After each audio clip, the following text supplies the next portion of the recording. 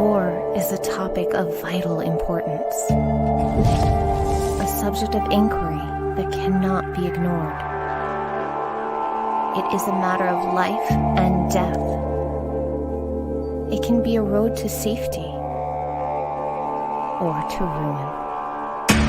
In an alternate version of our world, brought to the brink of total collapse, rival nations fight for global domination, and elite pilots in futuristic combat suits wage war on the battlefield of tomorrow. Now, 6 brave soldiers on a seemingly routine rescue mission will encounter more than they bargained for and uncover a dangerous secret that could change their world if they live long enough to see it.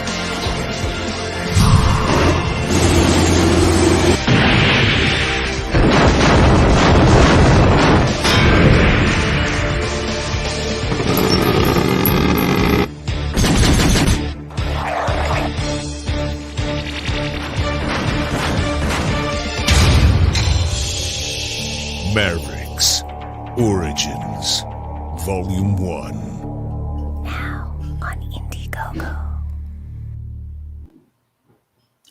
Welcome to OK Boomer, the podcast. Please subscribe, comment, share, tell a friend, tell a friend, tell a friend. Welcome to the pre-show. A free show where we get everything up and get ready. Almost fast on this one. Yeah. Boom, boom, boom. Oh. Well, we lost power last night here. They were Did working you? on the lines, and I waited until 10:00 to start my computer back up. And Really? then How it's bad was? I mean, well, I guess if it was bad enough to lose power, it was pretty rough. Yeah, well, it was just they were working on lines and they just shut everybody's power off last night. Probably about like 4:00 in the morning till like 8:30 this morning. Really. But at least I don't sound terrible. At least the one benefit that you have of losing power up there is it's not as hot as frack. Well, it's still hot up here, but the AC carried through because we keep it on around 68. So 68. What's your Yeah. power bill? this past month it was like almost 140.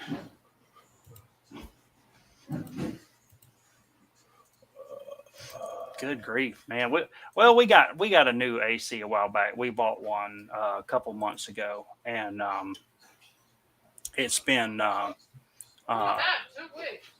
2 weeks. 2 weeks? That's it. 3 weeks? Okay, 2 or 3 weeks ago then. Okay. My wife's corrected me, like she does most Yeah. of the time.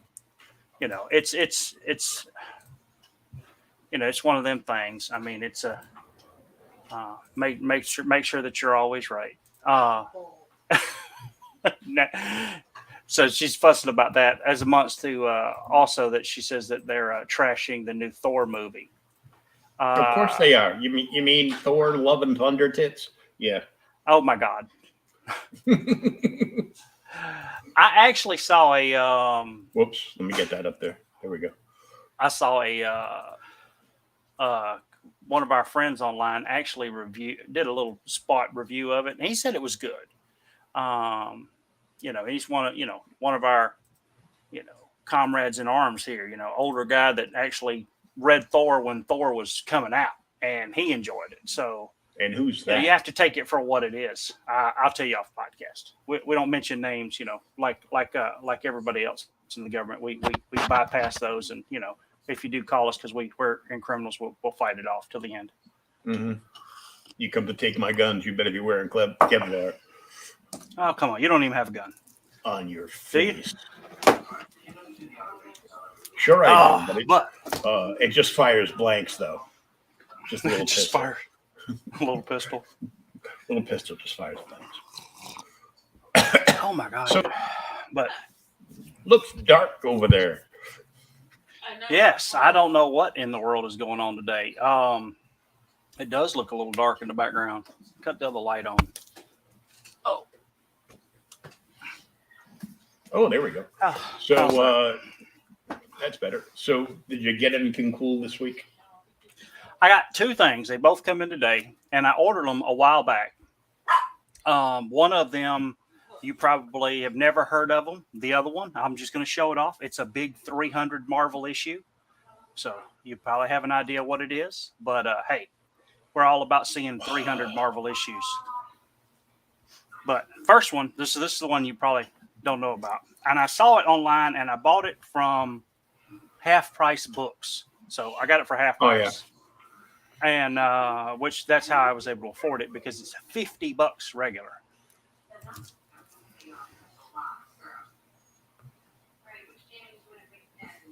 Any idea? Not a clue. Your screen's a little blurry too, so. Is it? Or maybe the book. Yeah, The World of Edna, the Mobius Library. All you have to do is say Mobius. Yeah, so this is like 400 pages of one giant Mobius story. Very cool.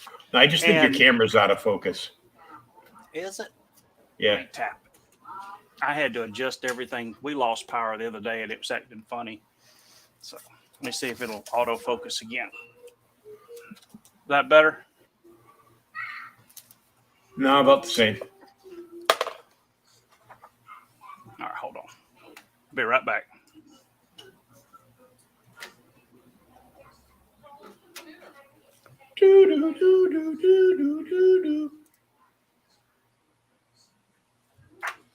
There you go. I saw it adjust then.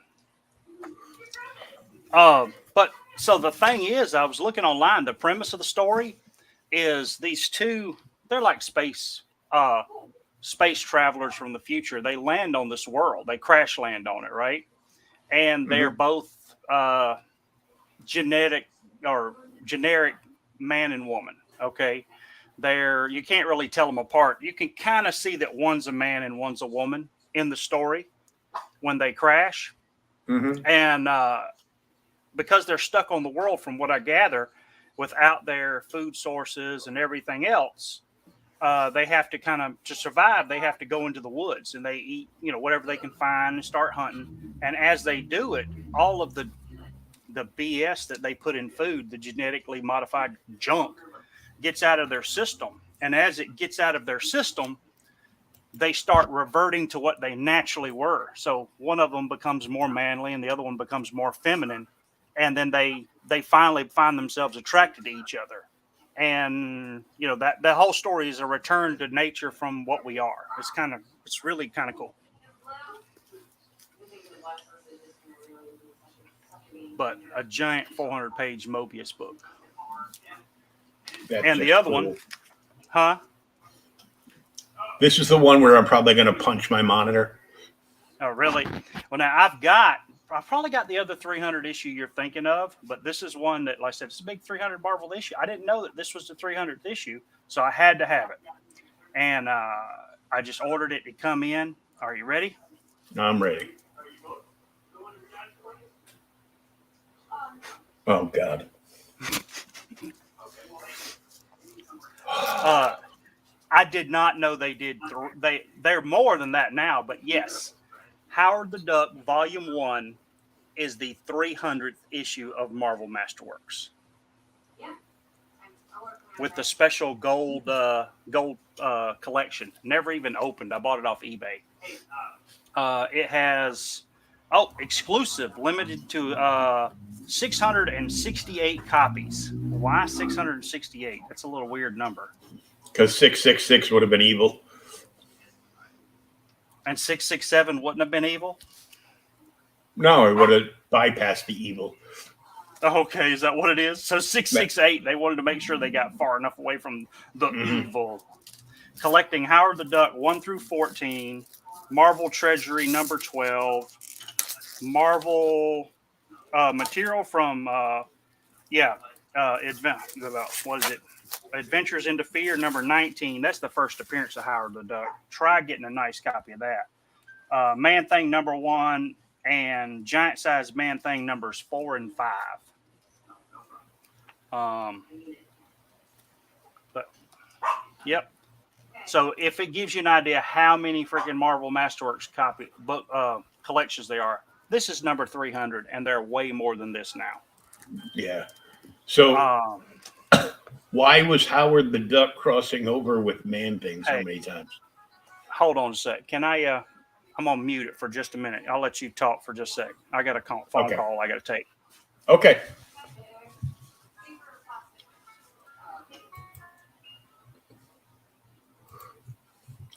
So here I am. You can see, that way, reverse angles. See, one of my Batman banks, and I have 3 Joker banks over there. The vinyl ones, when they come out, they were like $20 a piece. I've got like way more than that. Off camera, you can't see it. I've got the big giant Infinity Gauntlet in the fist, so you can put the quarters in the top. With all the gems too, but I tried like snapping at it, and nothing happened. I bought all those because they were cheaper than statues, and I'm poor, so I can't afford to buy a statue. Hopefully, I can afford to sell some statues this year and some toys. I'm talking to a couple of people. I've got a few years ago. Maybe I stand up. Oh, stretch my legs a little bit. I'm in a wheelchair, so there we go. I've got a from 2003. I've got the first of 3 sections of the Herculoids collection from Toonami. The cheapest I've seen them online is like $450. They're banged up a lot, maybe $400. And I've got the first one, but if you get all 3 and you put them together, it actually spells out Herculoids in the background. It's really cool. I've got Zok and Xandor. So Xandor's the father, and Zok is the dragon with like the laser beams. It's a very cool piece, and I loved having it for years. But when I saw it was going for so much, I decided, well, I got to make room. And since I am the Joker fan, Joker merch is a little more prevalent to what will be my background. It's a work in progress. There you can see the Infinity Gauntlet. And that's a Goliath figure from you know who. I can't remember the name of the company now. NECA. It's a NECA. Those are all Hulk comics. I've got 3 more short boxes of Hulk and 2 long boxes, nothing but Incredible Hulk books. And that big stack that was on top of them there, that is there because I was checking all those into my CLZ app. That bookcase down yonder has a bunch of Joker stuff on top. That hockey jersey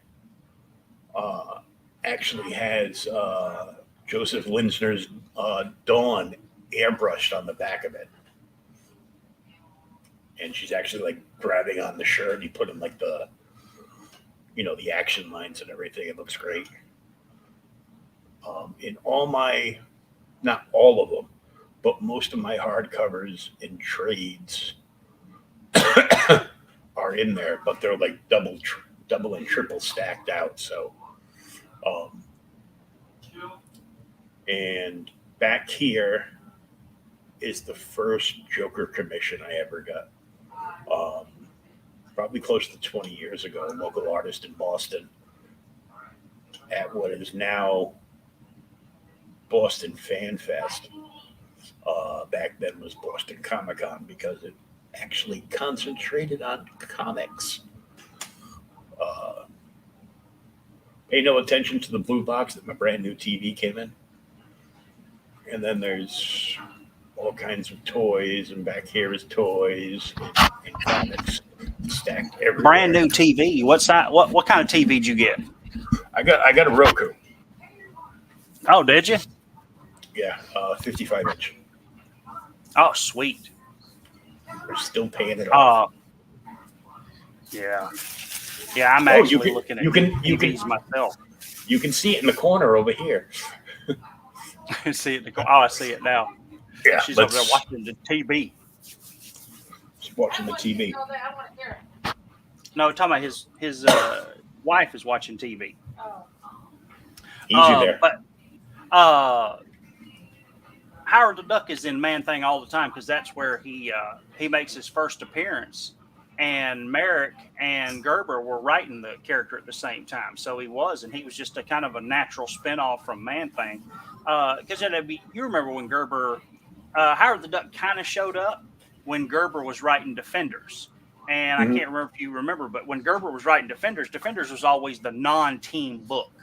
You know, it had people that hell didn't belong together. So you'd have, God Hulk and freaking Submariner and Silver Surfer all on the same team, and Doctor Strange. All four of them couldn't get together for lunch and not fight. I mean, it's crazy, but they'd all work together to kind of solve the problem. Yeah, don't forget Beast, Gargoyle. Beast, Nighthawk. Valkyrie was on the team at one point. Yeah.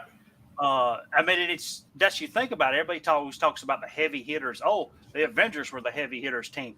Dude, look at the early issues of Defenders. They pretty much whip your ass if they weren't fighting amongst each other. Yeah, the original Defenders lineup, ever changing as it was because characters would come and go. Yeah. Well, then that's what made it more.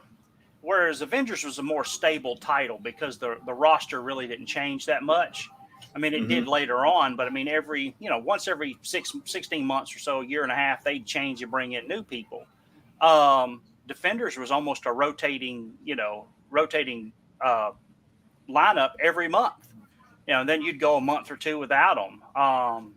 That's another set of books I want. I'm trying to get a Submariner. I think it's 36 and 37 is the Defenders tryout issues. And they're big because, I mean, it's like, like the article you were talking about online I shared the other day about the collectors versus speculators, how the speculators are driving the market, and then collectors are going after books that they can't freaking find because the speculators are driving the price up because, oh, Lord, we're going to have a Defenders movie. But, and that's what the whole just like a certain issue of the Incredible Hulk, as high as it was, is skyrocketing even more. Something about Thunderbolts. I don't know. Do you realize I may have like two of those? I bought them when they come out. They're in the freaking closet in there. And I'm like, oh, it's the first Thunderbolts. It's like a $20 book. Now I'm looking, it's like $200. $200. Well, that was the last time I looked. What are they now? Like over $4.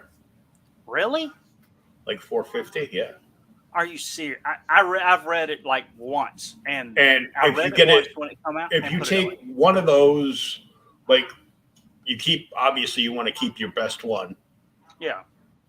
But if you took and got the other one graded, and of course, you want them to clean and press it because that way they automatically give you a higher grade because you're spending more money. They'll give you that extra. So like if you get like an 8.5, it'll get you like a 9. 8.5 will get you a 9. But yeah, 10 will get you 20, stuff like that. So I got some stuff in. Sweet. What'd you get? And I'm gonna save the best one for last. I think you're gonna like the last one because I know you like who was on the cover of the last one. But take my glasses off. I don't need them right now to see the screen because I'm just doing this. Micronauts #2. Didn't Golden do all the art for those, or a bunch of the first art? Is it Golden or Broderick? I don't know. I haven't opened them yet. Oh Lord. #3. I know what you're Sweet. saying. Where's the #1? I don't have one yet. That's not an expensive book, is it? I don't know. It's their first appearance in comics, so #4. #4.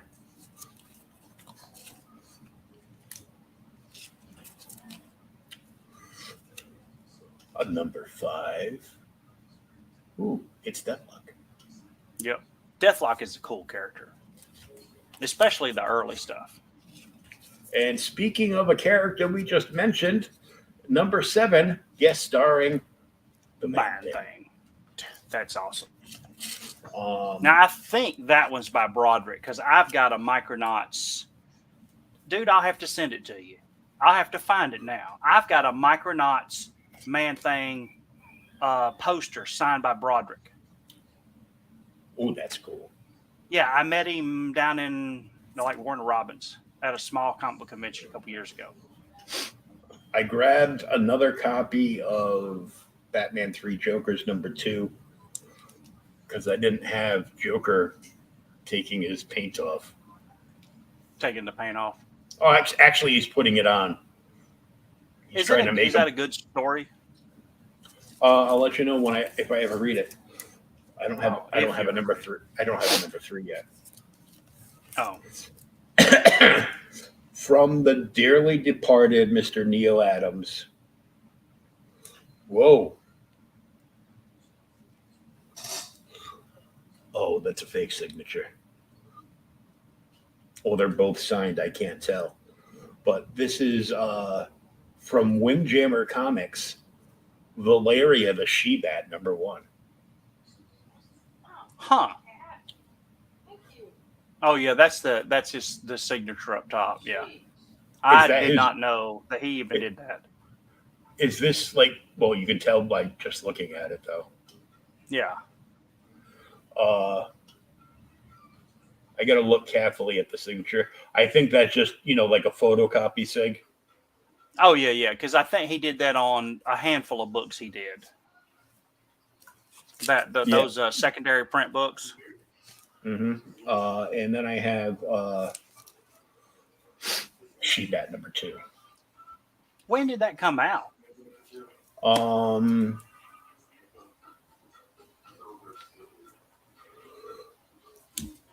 Excuse me.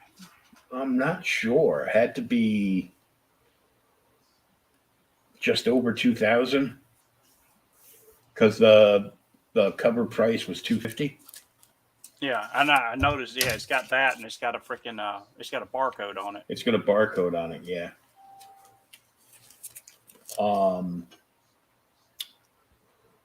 Green Lantern co-starring Green Arrow 101. Oh, nice. That is not Neil. No, you could tell.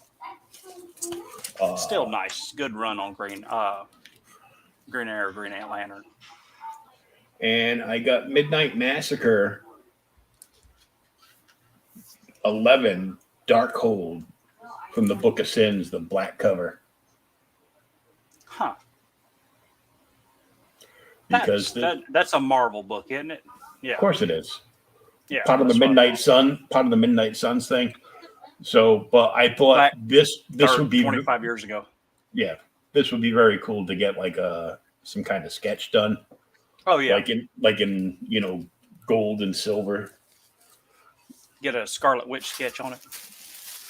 Yeah, no, What? she wasn't part of that storyline. Oh, I know, but she is on the movie. Don't care about the movie. I watched the movie the other day. I liked it. But the only part I sat and I watched it, but the only part of the movie that I really liked was when Professor X from the animated cartoon, but in live action, came out in his yellow hover chair with the X-Men theme from the animated series playing behind him. There, that was cool. That was the coolest part of the entire movie. The rest, I was like, it was all right. I mean, it was watchable, but it was just. I didn't like the fact that they threw away some of the big characters. I mean, Reed Richards died like terribly. Carter did okay. I mean, Popped like a balloon. Exactly. Freaking the other one, Black Bolt was the worst one though. I mean, not only was it the worst death, but it was also just like they just threw him away. They that was threw kinda him. cool. They threw him away, and basically told her what to do. Oh, that's Yeah. fine. Yep. Done. So, in this big magazine-looking package is a copy of Alter Ego issue 8 from spring 2001. It's Roy Thomas's legendary comic fanzine. Yes. I know what Dan it is, Atkins, but I don't have. Michael T. Gilbert, Roger Hill, Bill Pearson, and Bill Shelley welcome you to the wondrous but weird world of Wally Wood. Oh, dude, really? Number 8? Number 8. Wally is so good. Now, I haven't even opened this yet, so I'm going to open it now. Yeah. I mean, he's one of the guys that literally walked away from Marvel, before Ditka, because he just got tired of it. And he's the reason that Power Girl has a size like triple G breastises. I ain't But mad at if him. people were paying it, people would pay attention. They would have never gotten that big. Too bad. Too bad that they never paid attention. Yeah. I can't tell whether this is the back cover or not because Joe Kubert 10/169 picture. Oh, sweet! Did another kind of like an alternate cover. Yeah, there's one cover on the front and one on the back. Let's see. The evolution of a legend, Joe Kubert, in the world of 1 million years ago, also from 1941 to 2001, plus rare art and articles by Joe Orlando, Gil Kane, Norman Mora, Jerry Ordway, Carmen Infantino, Chad Goldberth, Frank Borth, Whit Ellsworth, Kevin O'Neill, Jerry DeFuccio, John Severin, Marie Severin, Sid Check, Larry Ivy, Von Bode, Peter Krause, Mark Swayze, CC Beck, and special tribute to Chick Stone.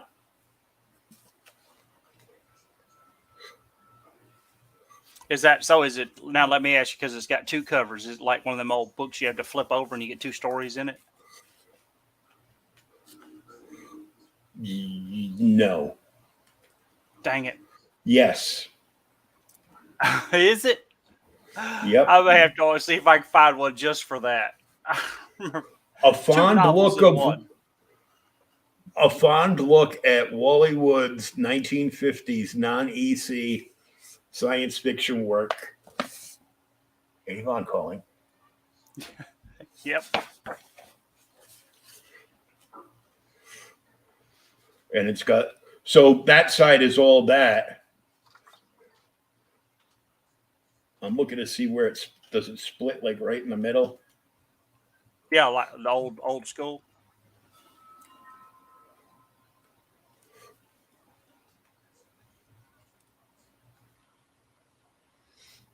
Mr. Monster is back. An ad for Mr. Monster. Have you seen, there's a company called Longbox that is doing some awesome figures. Now they're What standard, they probably doing, like, like action figures, like small action really? figures. Uh, and the most important one to me, of course, is Hunter Rose Grendel. I saw that. I saw the Hunter Rose figure the other day. That looked nice. There's also a Madman. Speaking of that ad, I there's have a mist monster, a tick, a rocketeer. really. They're very basic figures, but they're like almost like Kenner figures. Really? All right. Did you put the not safe for work thing up there? Yep, it splits exactly in the middle. Sweet. Okay, well let's put it back up there again. Okay. So while you're talking about the man there, Wally Wood, Mm-hmm. we wanted to make sure you had the not safe for work thing up here before you do it. I don't know if you do this, but have you ever heard about the infamous Disney orgy poster from the 60s? I take that as a no. No, but I have a funny feeling we'd know what it would look like today. There'd be all kinds of flags waving and. Oh, hush. So, all right. I'm gonna let you. All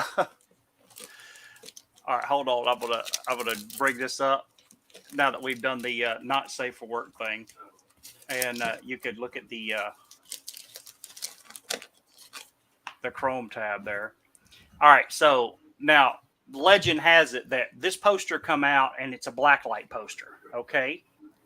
And you'd sign a back in the 60s, so you'd have your marijuana and whatever else illicit substance you get and shine a blacklight on it, and this thing glows. This one is on eBay for, I think it's $719.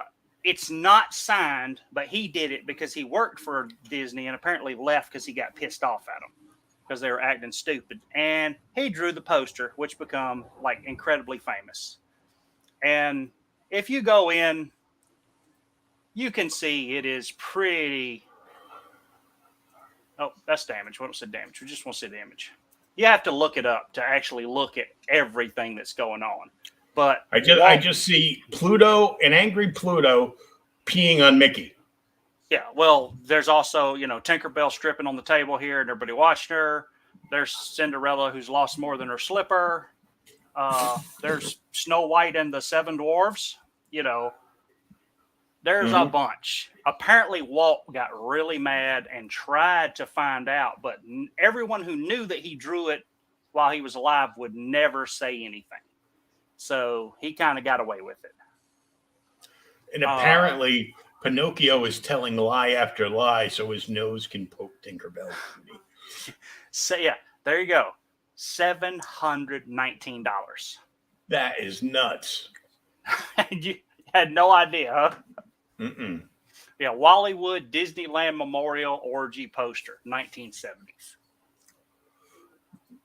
Where Wally Wood told Walt, D's nuts.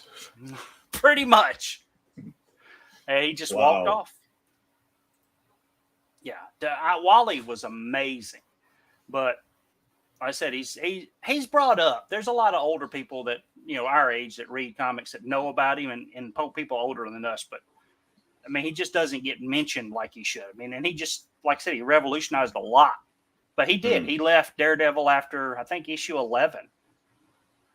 Yeah, because I think 12 is when Ramita takes over and he draws Kazar because he got so mad at whatever the hell Stan was doing. He just walked off. And then he went to, I think it's Charlton or Tower Comics, and he made the Thunder Agents, which I have 3 or 4 of the Thunder Agents, Charlton, 3 or 4 of the Thunder Agents hardcovers, the archives.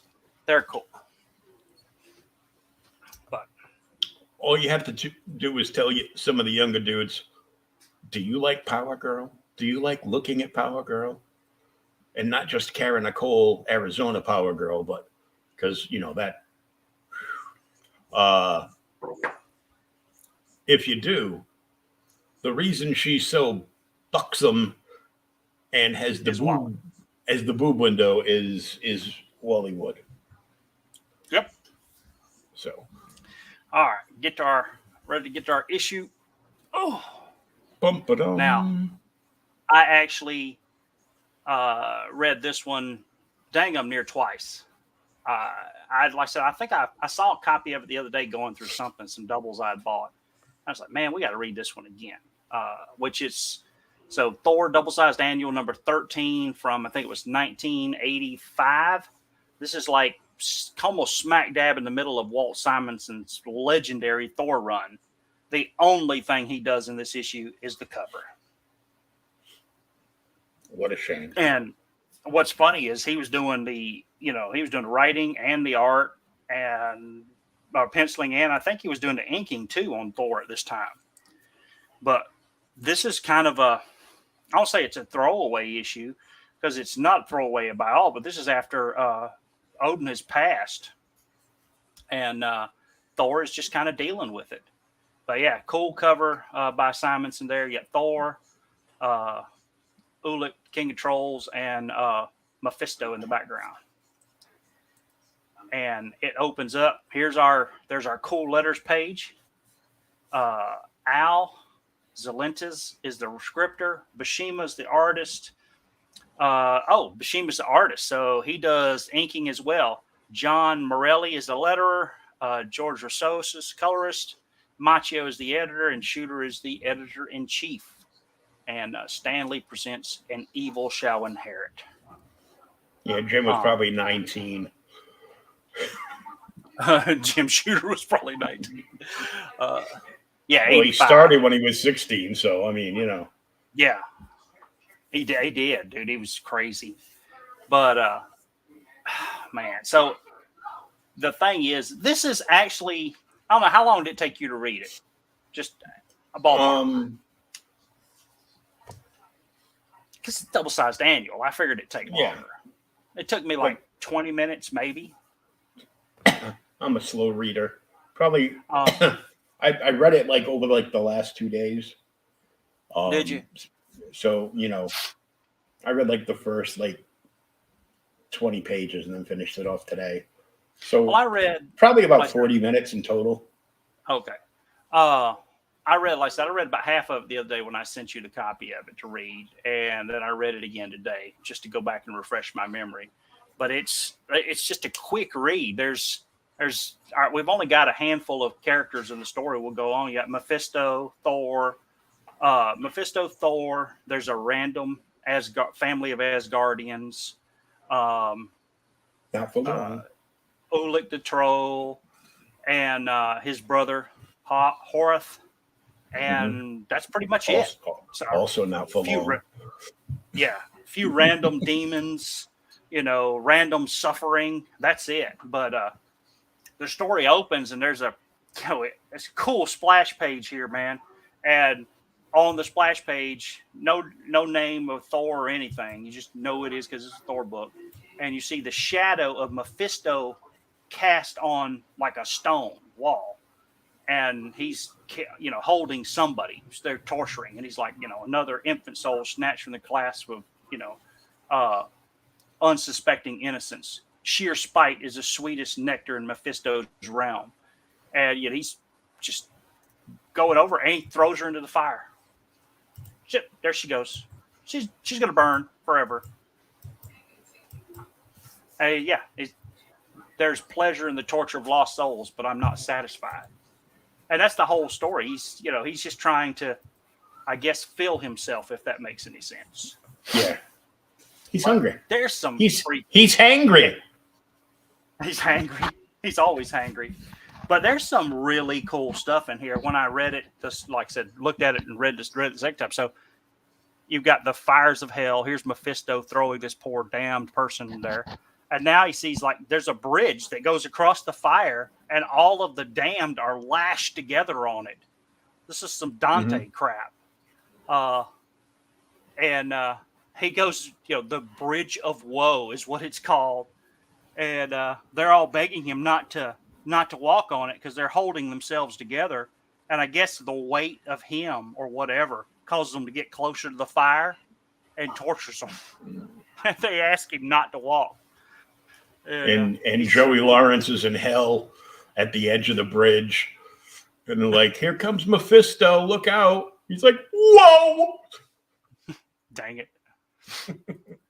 But yeah, he walks on the bridge and they're all, please stop. And he just like stomps on them and gets bigger and makes it even worse. Feel the full weight of agony.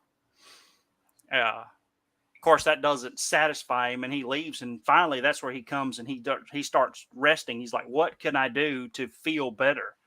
And then he says, I need to fight true goodness. Now, this is kind of cool. We never did this issue. We did issue 4 for Silver Surfer. But he says, I need more profound satisfaction than weak-willed mortals.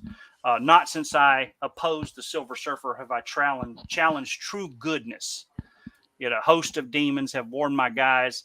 So he hasn't fully left the earth or left hell, whatever you want to call it, and moved to the earth apparently since he fought Silver Surfer. He sent people out in his guise. He's went and done a little bit of stuff, but never really left and done everything. So now he's like, I need to find somebody. And he says, recently did I sense a void in celestial Asgard? Maybe there's a promise of some spiteful sport in the godly realms. And then, he calls us, bring me the visions. And then he looks into them and he sees the fighting of Odin and Odin's death as he fights Surtur and falls into the the fiery crevice. Once that's done, he sees the ruins of Asgard. And as he sees the ruins, he comes upon Thor, who is left. He's gone into mourning. So the Odin son mourns his father's passing and seeks solitude and peace of mind in the wilderness. His countenance paints a very portrait of despondency. Dude, it's a lot of stuff for this book. Yeah. And I know it's crazy, but Buscema created Mephisto in Silver Surfer 3 when he was doing it.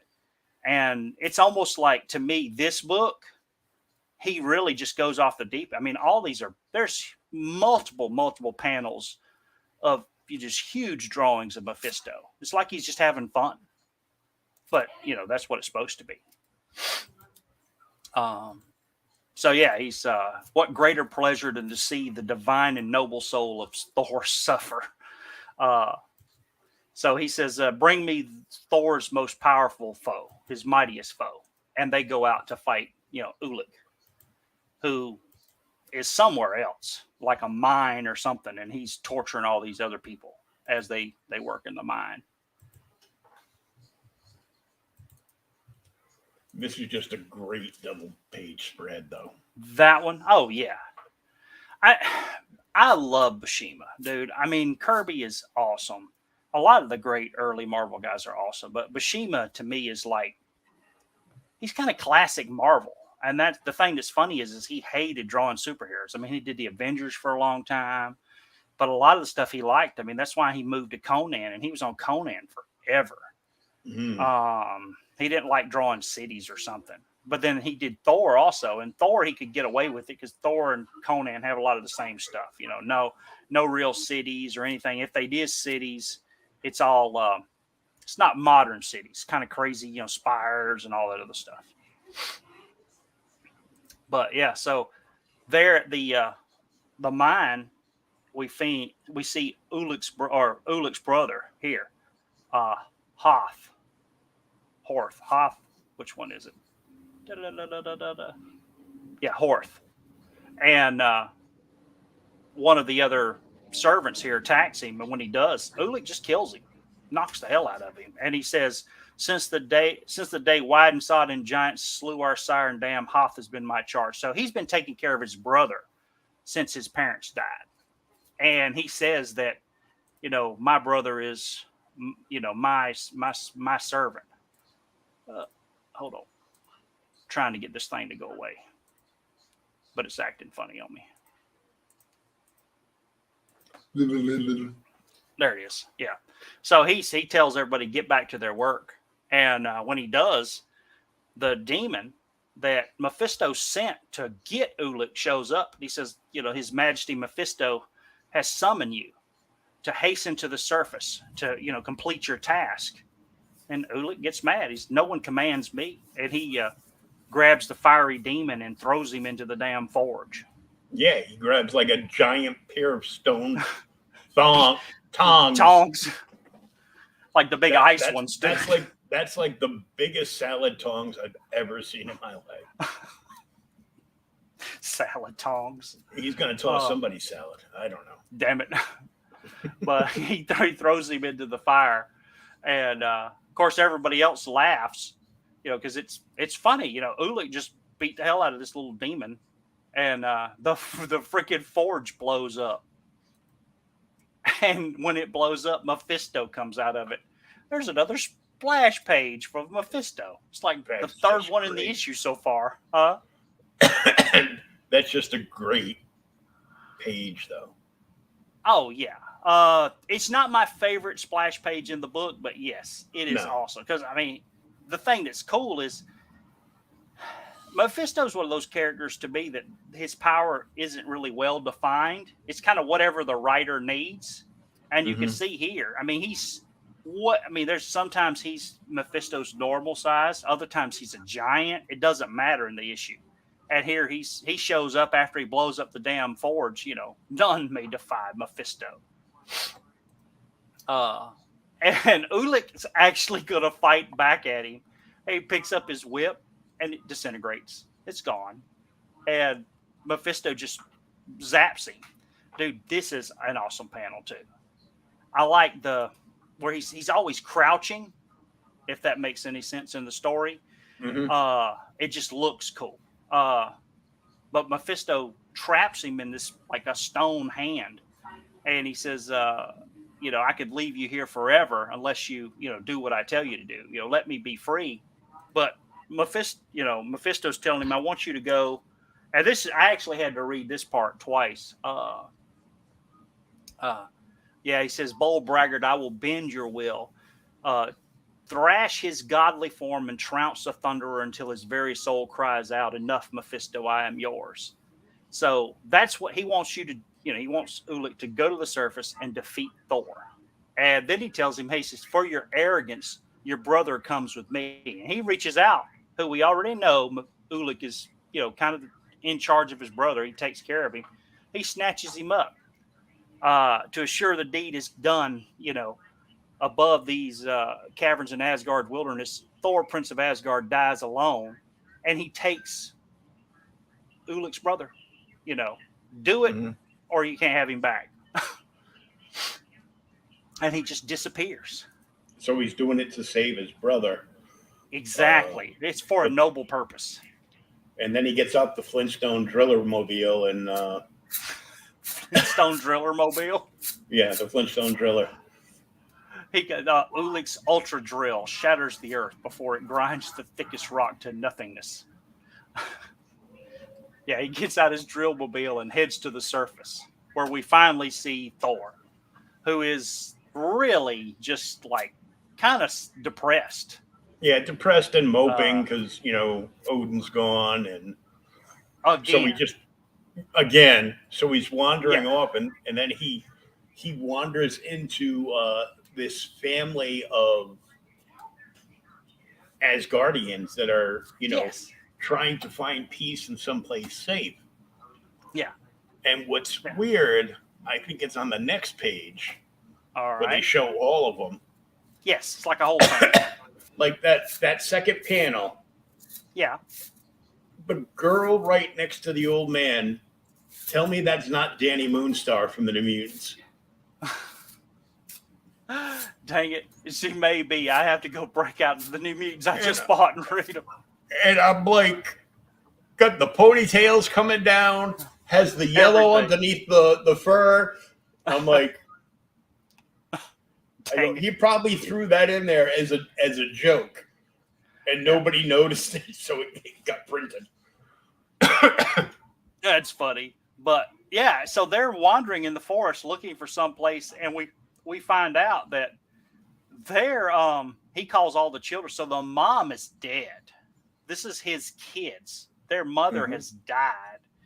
And he says, we seek safe shelter of kindred blood cousins beyond the hills. And we find out they're here because when Surtur attacked the capital and destroyed Asgard, destroyed their house. That's where mom died. So that's why they're out wandering in the damn snow anyway. And they asked Thor, hey, come with us. We can have, we'll eat bread. You can have our meat, everything.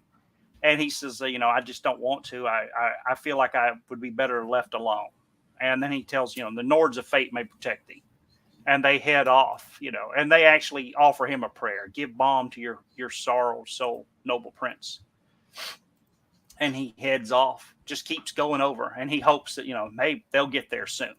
When finally, here comes the driller machine up through the snow. That's funny. That driller machine sounds a lot like a slinky. Like a slinky. Damn it. Ymir's blood.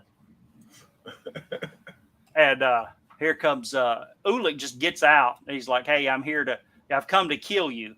And he's, my metal pounders will crush you. And Thor tells him, dude,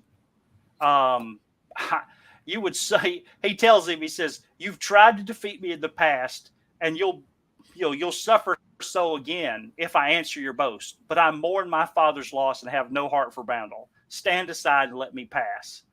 And Ulik doesn't base words like spoken like a true coward. So they start to fight. Do what? I said, oh my God. Yeah.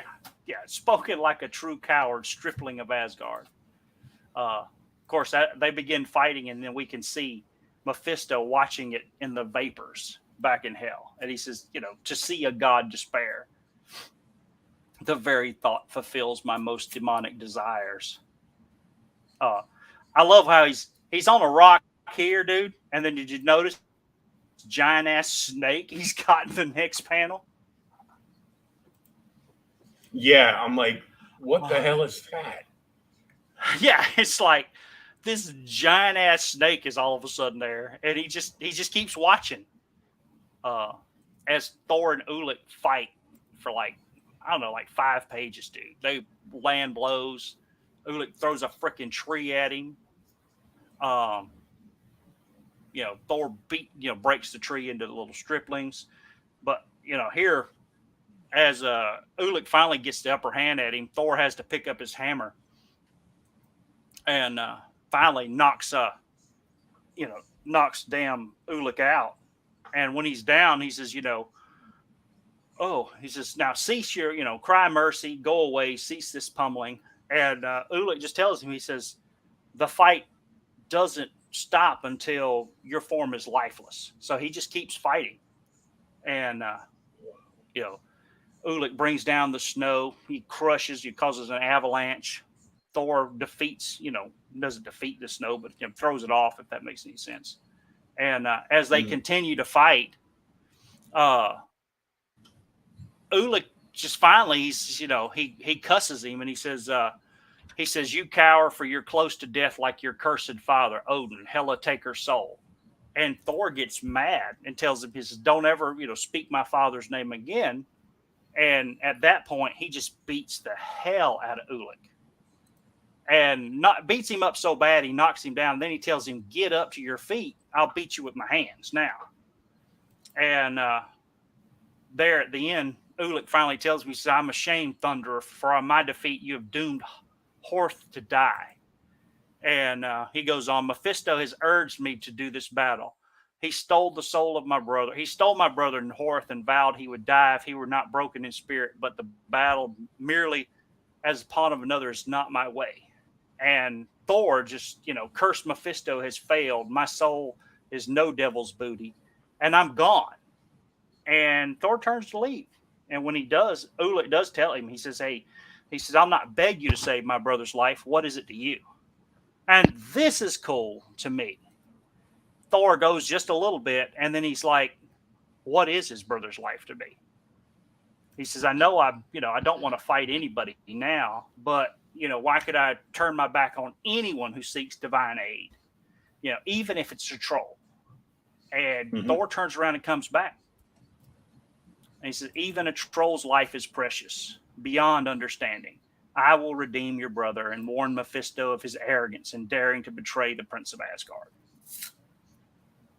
Which is cool to me. Of course, when he does that, Thor finally decides he's going to go try and save Ulick's brother. He sends him off, and he starts ranting and raving. He's doing a freaking villain thing here. I'll scour the universe. I'll find you, blah, blah, blah.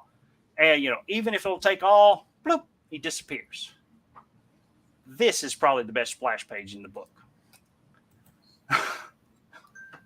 Yeah.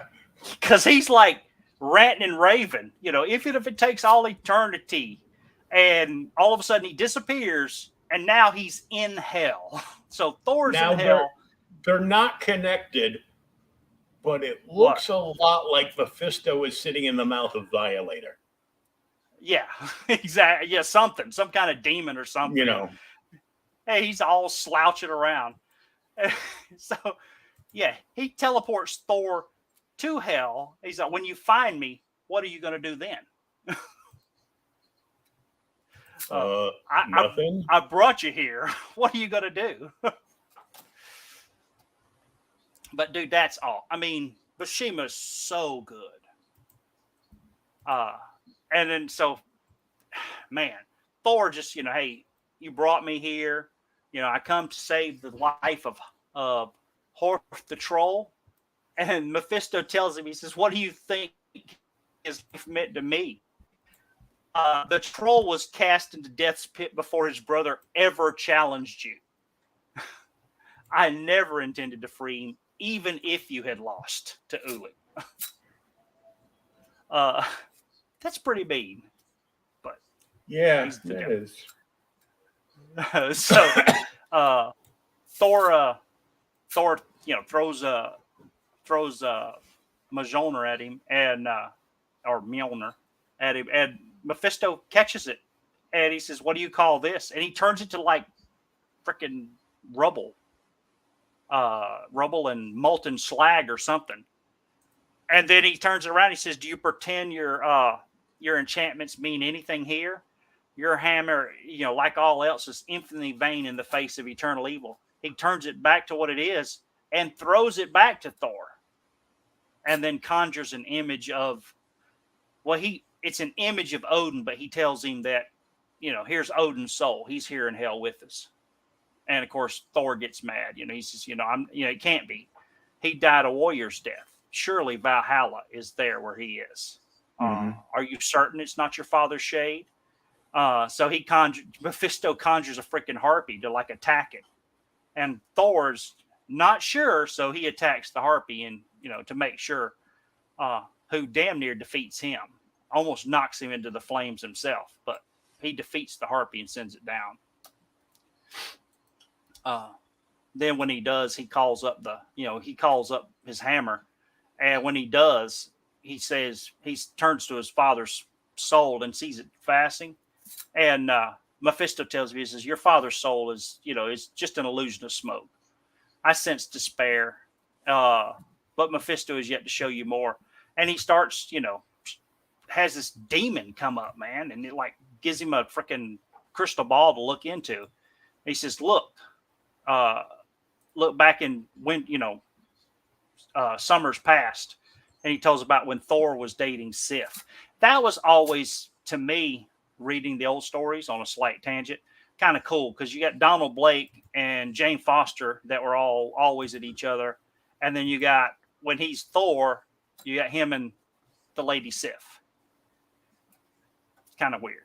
But yeah, he tells him, he says, hey, those are, love's lost, like this black rose. And he throws it down. Of course, this damn rose attacks him.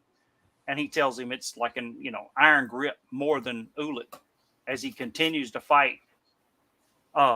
He finally gets free. And he tells him, I'm free. Life renews itself through heartfelt loss and damned hopes that ever seek to crush it. And Mephisto just keeps laughing at him. Says, is that your preaching? Now he shows him the fight between Ulick and Thor and the freaking mountain avalanche. So this is what you alluded to earlier. as Mephisto tells him, the family that you didn't go with died because the avalanche killed them. It crushed them. Yep. And do what? But yeah. Yeah. it's sad. Ulick's brother dies. The family dies. The family dies. This is just bringing me Yeah. back to, the original heavy metal movie. Dang it. Son of I Earth. watched that a while back. Well, what happens if you die, the girl dies, Everybody dies. I'm like, sum it up. Well, Yeah. so after Mephisto shows Thor that, Thor gets mad. He says, they're not dead. He said, I summon the wrath of the skies. Thor's heart's passion shall manifest in heaven's flooding torrents, and he causes it to rain in hell. And these next couple panels are really cool too. This one's nice as Mephisto looks up on the first rain in hell ever. And it just, Rain of hell. Yep. He just laughs. He says, they can't extinguish my flames. He says, we've been here forever. And he says, I cannot stay your evil, Mephisto, but I shall never yield. And Mephisto finally just he's done with it. I mean, it's like he's going to move on to something else. He says, okay, I've had my moment's pleasure. You've learned that Mephisto evil cannot be undone for goals and gain. He says, mine is the truest evil, for it's done only for itself, acted without thought, consciousness, and without measure. So long as there is light, there shall be shadow. And he dismisses him. He just sends Thor back to Earth. And then he does tell his demons, he says, lo, that I was there to see when he finds that the family really is dead, because Thor thinks he's lying, and he gets upset. And he just, breaks down, and he swears to double his vigilance against Mephisto. But then there at the end, erect your hollow monuments, thunder god. They will crumble to dust. My cup is full. Spite is the sweetest nectar. That's a cool picture too. Whoa. Yes. We need like an 18-inch Mephisto figure. That looks like that? That comes with the throne. Yeah. Yes. And a goblet where you can put like the clear plastic steam coming off.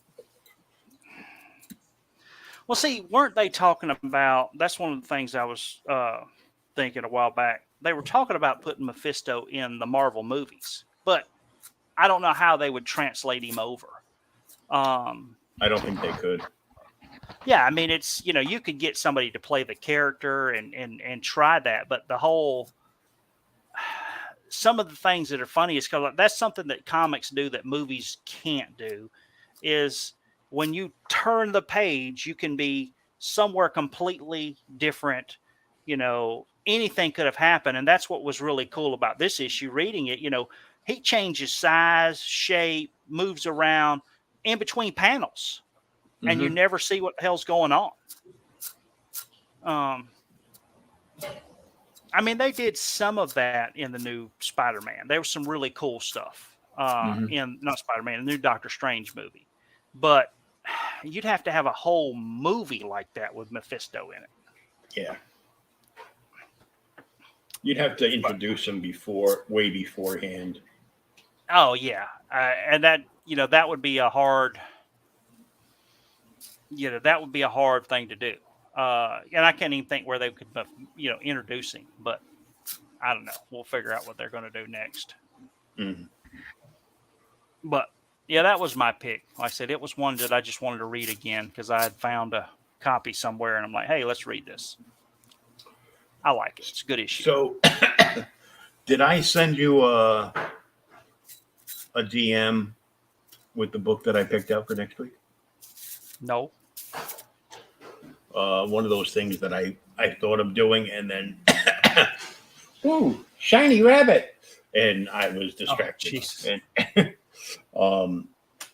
I can't remember the number right now. I'll send it to you in a private message. Uh-huh.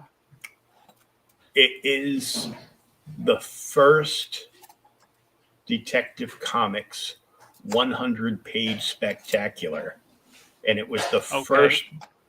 first time that they tried out the 100-page spectacular. Really? And it's in Detective Comics? It's in Detective Comics. I just tried Googling it, and it didn't want to tell me.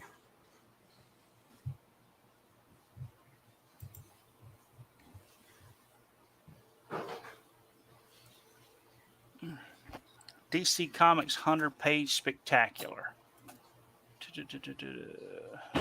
It was showing me like everything but. Really? Yeah. But it's in Detective Comics, you said? Mm-hmm. It's only over on the table, so. So 438 probably.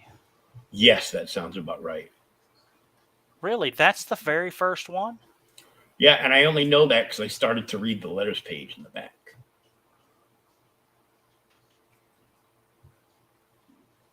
Are we going to read the whole 100 Yep. pages or just the Yep, because Batman story? nope. Oh, I got this one. Me too. I have a very loved copy of that book.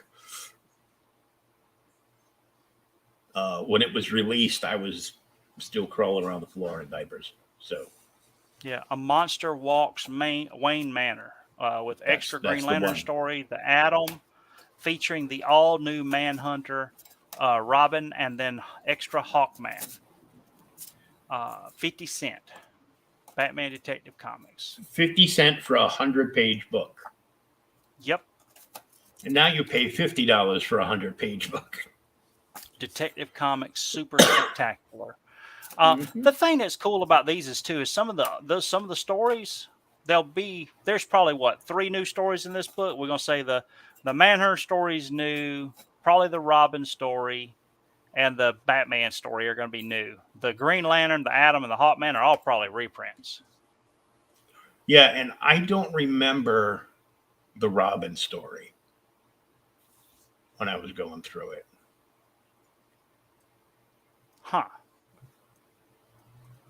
But the Says Adam it's got story, Ra's al Ghul in here.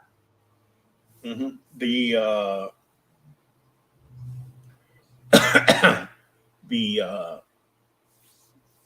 the Adam story is actually him teaming up with Zatanna because she's trying to find her father. Sweet. And Yeah, that story arc continues across like multiple different DC comics.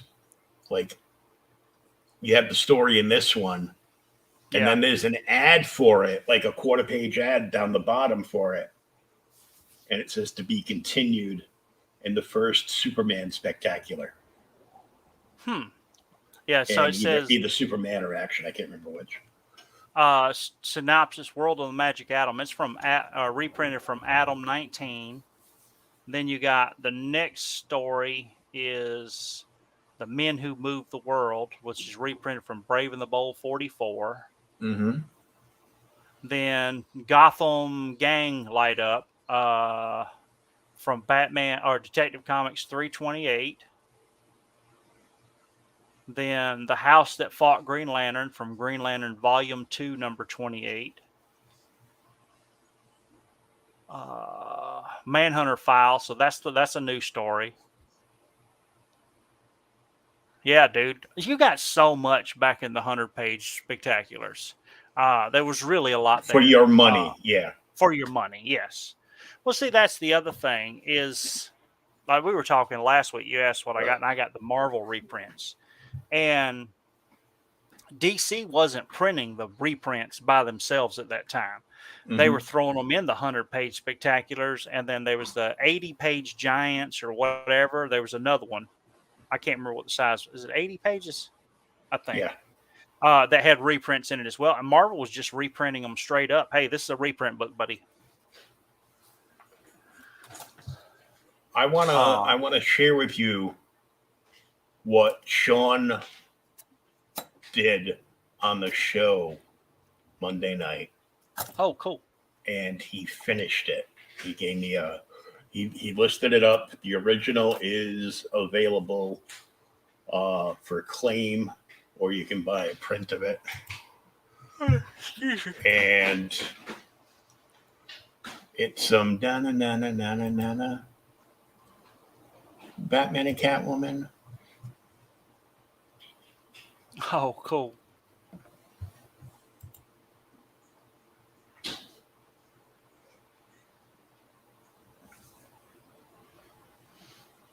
Yeah, classic Batman and Catwoman. Is it was it acrylics or oils? What is it? It's colored pencil, Copic, and thank you, babe. Good night. I'll see you in the morning.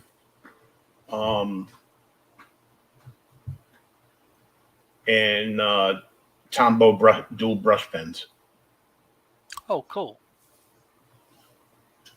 So he gets kind of like that splash effect. He put a thing of straws over here, and they're sharing a milkshake. This is actually straight out of an episode. Really?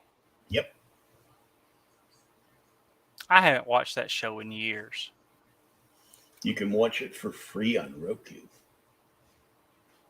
On Roku? I think it's on Roku, and I think it might be on Tubi as well. I I'll have to know watch it. I know Shazam and ISIS were both on Tubi a little while back. I know this because I sat there and watched the entire run of Shazam one Saturday. Did you? Oh my God. But it had a different meaning because I actually interviewed the first actor to portray Shazam on TV. Oh, sweet. So you kind of knew him personally a little bit. Yeah, so it was pretty cool. Such a nice guy, and he said, I remember him telling me, this is a few years ago, that he had a friend of his he had collaborated with, and they were custom making a car called the Big Red Cheese. So it was like a big, like, body, like Cadillac or Eldorado or something. Yeah. And they were doing like all the graphics on it. And there was going to be like, some airbrushed scenes from the show. Probably like the airbrushed cover art from Jerry Ordway from the Blu-ray set Okay. on the hood or something. Sweet. So I'm like, that's really cool. So yeah, that's what we're looking at for next week. I thought it would be something cool. As I was flipping through it, and I scanned the letters page, I saw that that issue is the first time they did the 100-page spectacular was in that issue that it launched. I did not know it was that one. And But yeah. I didn't know that back then. I guess sales weren't that good on Detective back then, and they were bi-monthly. Really? Yep. And they ran the 100-page thing for about, I think, like just about 3 years. Yeah, it's a bunch of them. But I didn't realize it was bi-monthly. But I mean, they were publishing. Batman was monthly, I think, but Yeah. Batman was more popular, probably because of the TV show, than Detective Comics. People just knew you have the new copy of Batman, and they just buy Batman instead of Detective. I got Detective over here. Yeah, no, I just want Batman. Who do you think's in Detective? Yeah, He's been in it since 27, people. yeah. I mean, get a grip. Yeah. I think I told somebody else online. They were asking me a while back. They were showing, I can't remember, great covers for detective, but look at it off the podcast. I still think, or was it action, action or detective? Maybe action. Now that we're talking about it, I think it was. It's issue 2 of one of those books. Is like, to me, is much better cover than the issue 1. But I can't remember. It may be action 2 now. I think it is. I know It's a much nicer cover than action it's 1. only 18 issues, Yeah. but I think I'm only missing. I think I'm missing like 4 or 5, if that. It might be like 3 to 5 issues of the Batman family run. Yeah. And I remember that specifically because my first run-in with Man-Bat when I was in a Batman kid Family. was in Batman Family 18. Batman Yes. looked terrified on the cover, and Robin and Batgirl were like next to him. Like, it was a cover that just pulled you in and got you excited, and the stories inside were good. Yes. Well, that's those are like, the thing that's funny about that is you had, and I know you love Aparo. Aparo's a great artist, just he was the DC workhorse for years in Detective and Batman. That's that time. And Brave and the Bold and Aquaman and everything else. And like Batman Family, if you look at it, those are like, I think some of them are like Buckler and some of them are Redondo. And Redondo is insane. And people are like, okay, Redondo, who the hell's this guy? He took over, and he gets a bad rap because, for God's sakes, anybody could have drawn Swamp Thing after Bernie Wrightson left, and they would have sucked. Yep. It just happens to be Redondo. And I'm sorry. Yeah. But yeah, I think that is like a, dude, now you're gonna make me look it up. I think Batman Family, it's Redondo or it is either Buckler. I'm pretty sure. Yep, there's the cover right there. Good God, dude. That's it's a $45 issue, near mint condition on on what, 18? Yeah. Throw that up. We'll pop that up real quick. Let me get back to where I'm at. I got too many windows open. Well, close some. You got an AC going. Damn it. I say that, but at night we got the AC going and my girlfriend opens up the window anyhow. That cover is kick-ass amazing. Yeah. And, Demons! And this came out like 75, 76.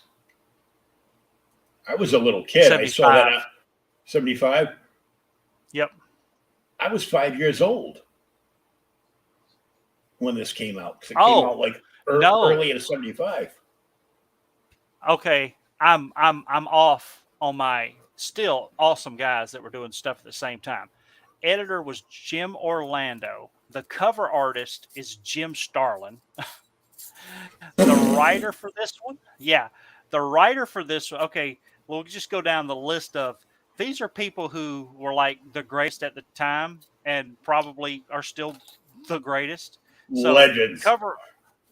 Legends. Executive editor is Joe Orlando. The cover artist is Jim Starlin and Tajania Wood. So I guess she colored it. I'm not sure.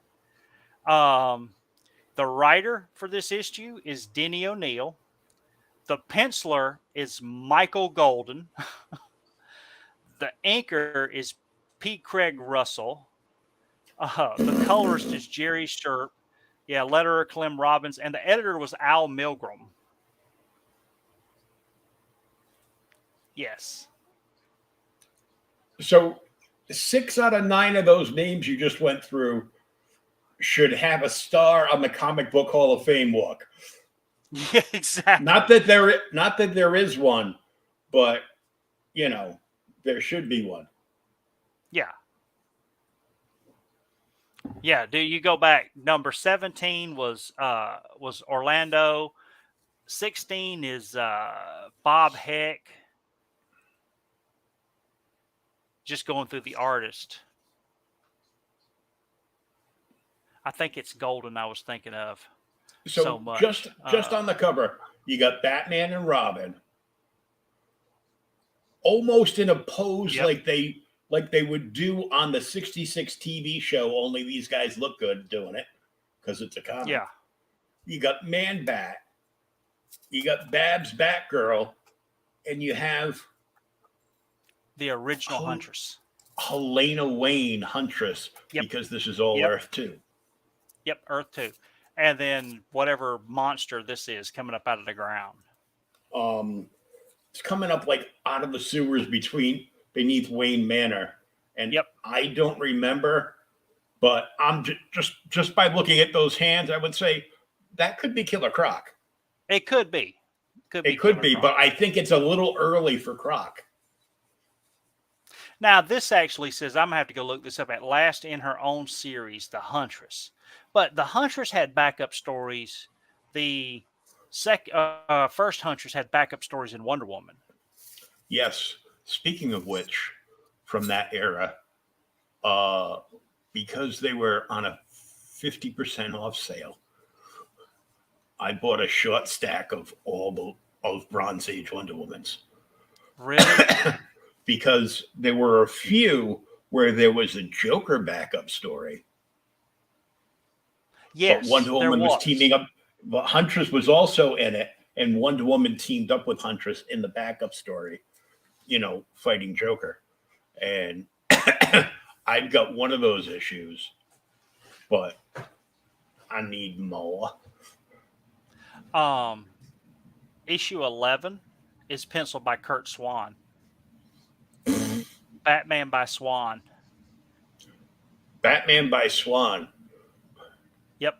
This isn't Superman's Batman. This is Kurt Swan's Batman. Yeah. But it'll look a lot like Superman. Hold on, I'll get you. It'll look a lot like Superman. But hold on, let me see if I can find another one for you that I just saw that you didn't mention. Why you haven't ever mentioned this one, I didn't know.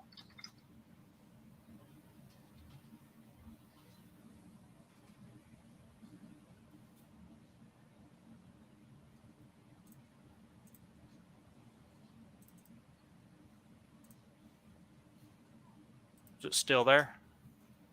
Oh, Yeah, I'm still here. Refresh it now. Hold on. I've got that one.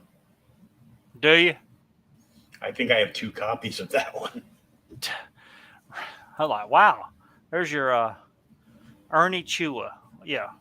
Joker, female Joker, Scarecrow's daughter, or Riddler's daughter, and the Penguin's daughter, and the Joker's daughter. God. Yeah, that's the stuff that's real fun to me. That's the character that ended up being in the Teen Titans as Duella Dent back in like the 70s. Yeah. They had Duella Dent, who was the female Joker character, and they had another new character named Mal. They were kind of, I guess they were kind of like, because of the time frame, they were kind of trying to make the Teen Titans look like the Mod Squad. Mm-hmm. So they didn't have Cyborg back then. So they invented this character Mal, who had like this mystical battle horn that he would blow, and he would do something, but I forget what it was because I haven't read any of those. It's so long. Yeah. It was like Teen Titans Volume 2. But, I mean, it was cool. Dang it. All right, man. Well, I'll get... so you got a copy of the book. You don't need to get me... You don't need me to send you one. All right. So I'll get a copy. I'll see if I can dig mine out and read it, and then we'll get back next Thursday and do this again. Next Thursday. Same bat time, same bat channel. Bat channel. Dang it. Peace out, everybody. Read a comic book. Or 2. Or 3. They're small.